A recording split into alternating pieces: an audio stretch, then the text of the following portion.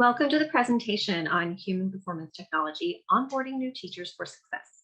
My name is Tiffany Draper, and I am a PhD student at Liberty University working toward my degree in education, instructional design, and technology.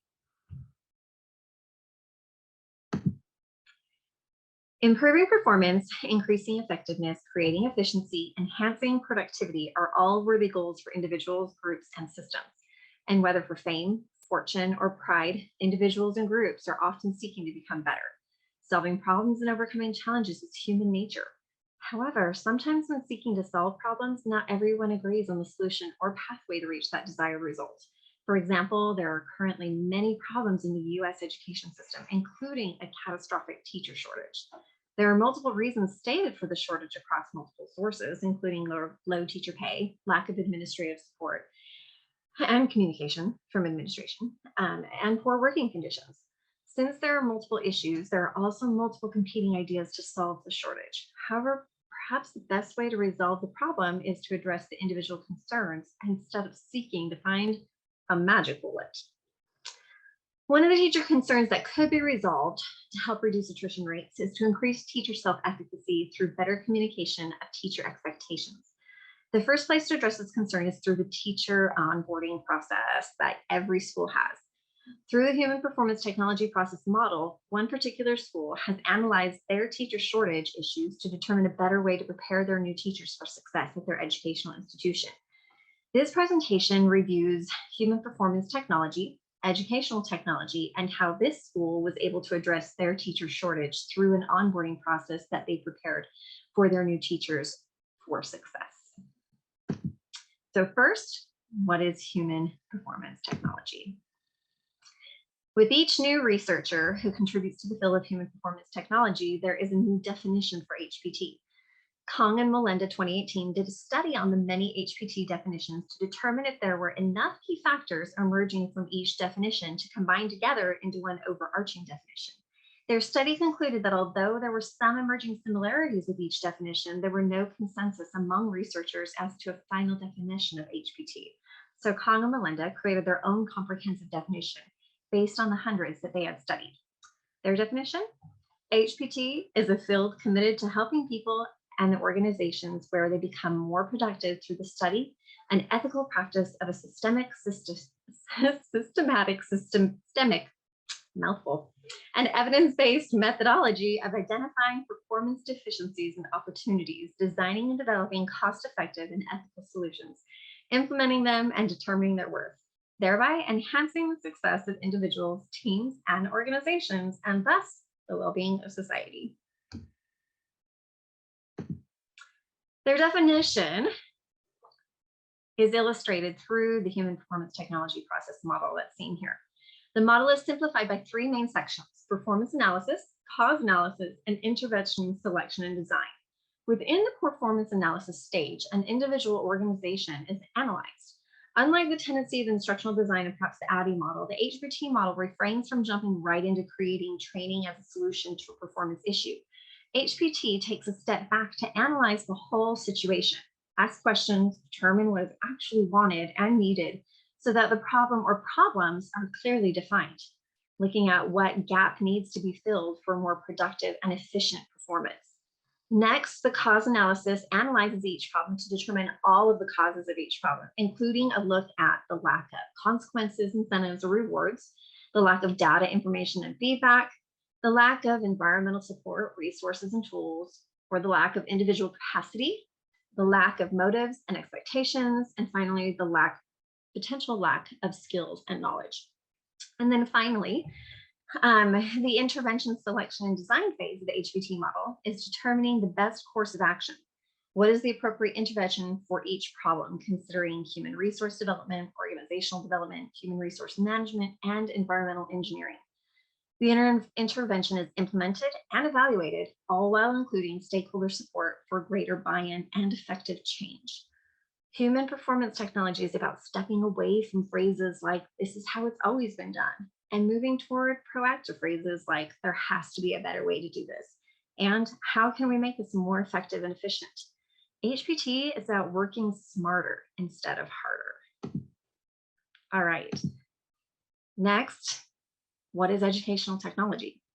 Right, so educational technology is used during the intervention and implementation stage of HPT, and the HPT process is used to evaluate the appropriate educational technology for each educational setting. So what it is then, according to Lynch 2020, is EdTech or educational tech is the utilization of apps and tech devices for the purpose of teaching and learning. EdTech can happen inside or outside of classrooms at any time and in any place. Most modern EdTech involves the use of a wireless internet connection and an electronic device such as a smartphone, tablet, or laptop or desktop computer. There are multiple uses for educational technology. Depending on the type of technology being used, for example, there are platforms used for remembering, applications used for understanding, programs used for analyzing, others for evaluating, creating. Ultimately, technology allows students to have opportunities for collaboration, active learning, continuous learning, and distance learning. And although we still have a technological gap, although we still have that technological gap to reduce, EdTech is helping to reduce the educational gap. Hernandez de Mendez et al. 2020 research found that state-of-the-art technologies are transforming education and will introduce methods of learning previously unimagined. Because technology provides multiple benefits for education, including continuous learning, it has become the tool for organizations to use for adapting to the worldwide changes, including the changes implemented due to the COVID-19 pandemic. However, as Clote 2017 explains, technology is understood as more than a tool, but instead as a medium with opportunities and challenges. As new technology is introduced to the classroom, the access to education has increased, reducing that education gap. But there have been challenges with how to properly implement those educational technologies. Education remains the focus, but these technological tools have become the medium with which learning is now being delivered. So things like gamification. Gamification is one particular medium within educational technology that's similar to human performance evaluation, speaks to a student's desire to perform better, to compete. Society is often in competition with one another, and it's normal for individuals to compete with themselves. Gamification is an effective educational strategy to promote student attention and engagement. It also enhances active learning. Gamification provides a way to increase success and motivation through purposeful gaming techniques like badging, point scoring, rules of play, timers, and leaderboards. Gamification in the classroom could be used through games to teach concepts, or it could be used through gaming elements within other educational activities to help teach those concepts. Granted, not every student learns the same way. However, gamification reaches many of those different types of learners, including the audio, the visual, the kinesthetic learners, since gamification provides that active learning element that strives to reach all of those types of learners. Another educational technological medium is virtual reality, the ultimate active learning educational technology. Although virtual reality is not quite realistic for the K-12 public education classroom just yet, since there's still a large price tag associated with virtual play, there are places for virtual reality education now, and then a hope for potential public K-12 classroom virtual reality education in the future. One such game is a career simulator, which teaches a student to work in different environments. Additionally, virtual reality also allows for collaboration across the country with anyone and everyone. Students have been able to play, hang out, and communicate with others from everywhere. The future of virtual reality has so much amazing potential for education.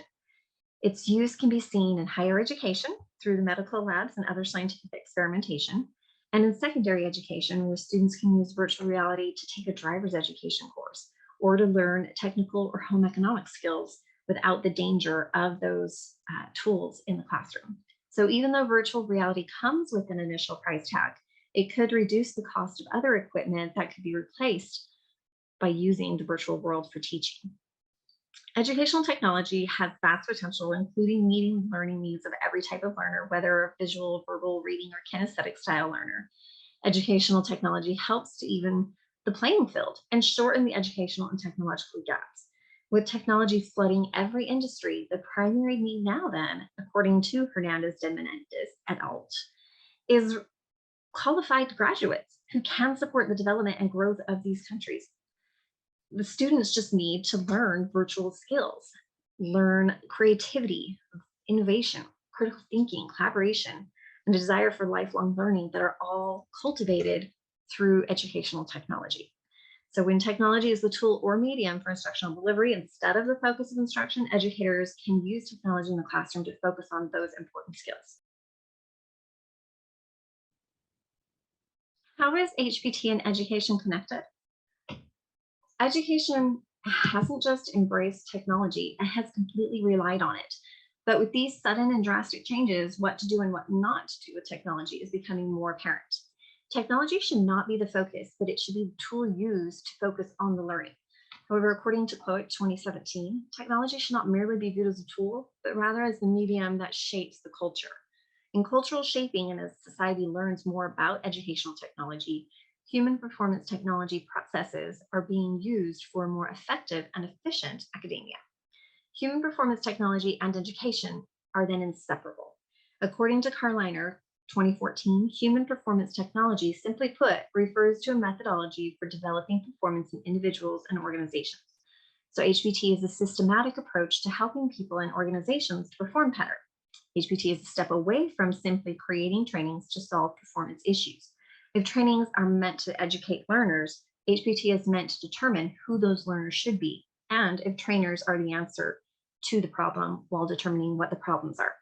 So because HPT is a process, it takes a holistic view of performance and educates everyone involved to make an individual and or an organization function better.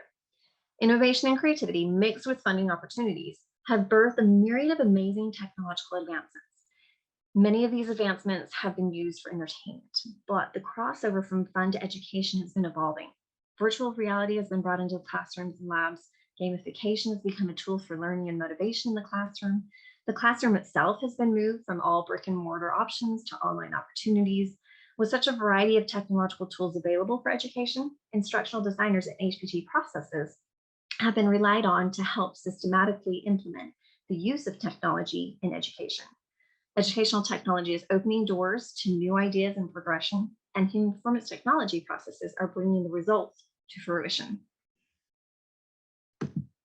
To better evaluate teacher performance and success, it is essential to understand the role of a teacher.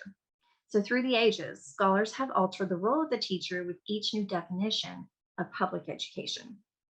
So as we take a look at human performance technology, educational technology, and onboarding new teachers for success, we're going to start with definitions of public education. One of the most recent post-pandemic definitions of public education comes from Horn 2021, who states that the goal of public education at a high level is producing students who are prepared to maximize their human potential, build their passions, and lead choice-filled lives. Participate civically in a vibrant democracy, contribute meaningfully to the world and to the economy, and understand that people can see things differently, and that those differences merit respect rather than persecution. To clarify his definition, Horn 2021 suggests 5 domains for schools as they create, build, and articulate their central purpose and priorities. Listed here on your screen. 1 is content knowledge, 2, skills, 3, habits of success, 4, real-world experiences and social capital, and 5, health and wellness. This extensive definition for the purpose of education illustrates the extensive role for educators. Teachers are expected to be superhuman. Teachers do more than teach academic subjects, and thankfully, in acquiring a teaching license, educators are required to participate in courses that teach ethics, classroom management, child behavioral psychology, et cetera, et cetera, et cetera. So many different things that they're trained on to receive their licensures. However, their licensure education is not enough to prepare teachers for the specific schools for which they are hired. Each school has specific expectations, different classroom tools, and diverse cultures for which teachers need to be trained during their onboarding process once hired. It's no wonder the teacher shortage is reaching its peak, with every news outlet and social platform covering the concern in the media, with hundreds and hundreds of news outlets and stories covering the shortage. In applying the human performance technology process model, a performance analysis of the high school teachers in the public education system shows a drastic concern for teacher retention rates. Prior to the COVID-19 pandemic, teachers were already leaving the field within 3 to 5 years of being hired, creating our current teacher shortage. Since the pandemic, public education has seen many teachers retire. The number of college students choosing an educational degree has been shrinking, and more new teachers are leaving within their first 3 to 5 years of teaching.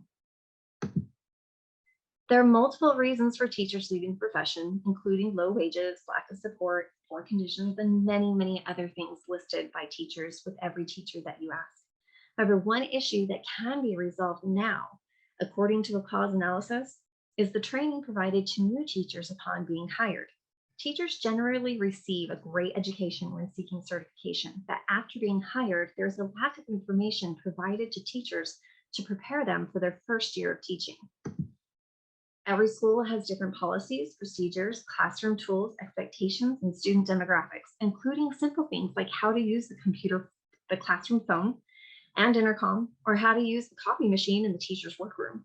Current onboarding experiences are not providing the necessary info and tools for teachers to be successful.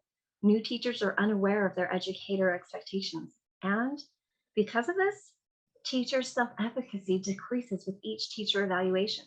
Utilizing educational technology, robust onboarding experiences can be created for teachers to provide clear expectations and training regarding those classroom tools, student populations, resources, policies, and procedures specific to their school of hire, which will increase self-efficacy and reduce attrition rates.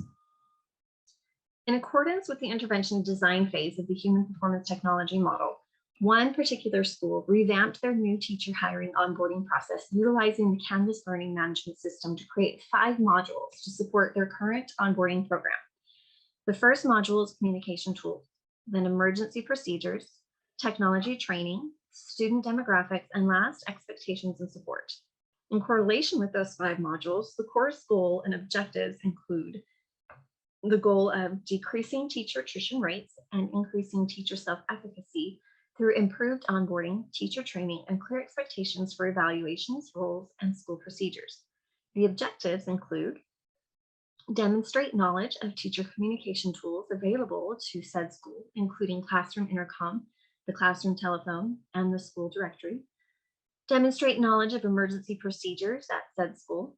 Demonstrate knowledge of the specific technology necessary for teacher success. Demonstrate knowledge of the student demographics at said school, including the procedures and resources available for teachers and students dealing with emotional trauma. And lastly, identify department and grade level teams, as well as demonstrate an understanding of testing, proctoring, evaluation, and beginning and ending school year procedures and expectations.